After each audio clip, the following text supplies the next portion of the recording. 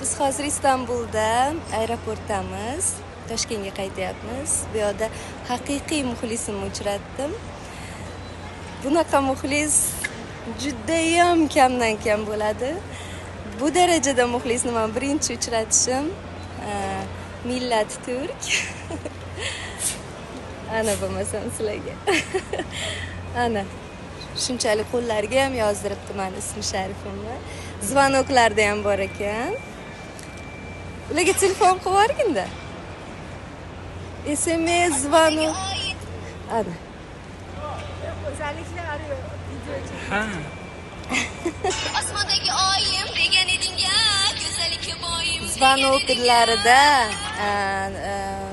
SMS zvonogida keyin soatimizda bor edi. Seni ko'rsam tuk-tuk urar Ana. yuragim, seni Soatda ham bor ekan. Konsertga kelgan paytim rasmga tushgan ekanman. Ana glavniylarda ham turar ekanman. Shunaqa turk muxlislarim ham bor ekan. Juda ham xursand bo'ldim. Çok memnun oldum. Rahmat Sevinç. Ana rahmat. O'zbekchani ham o'rganib olishibdi.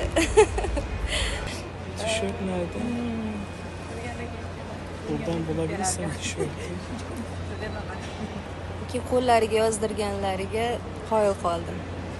Bu zaten bak konserinizden. Konsertga kelgan paytim ekan.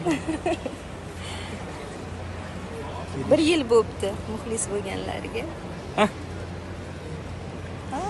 Ana. Futbolka ham qildiribdilar. Çok memnun oldum. Ben de çok memnun oldum valla. İyi ki de görüştük. Sevinç Maminova Markocu. Tam da Sevinç Maminova. Sevinç Maminova dövmesi. Şimdi Sevinç Maminova.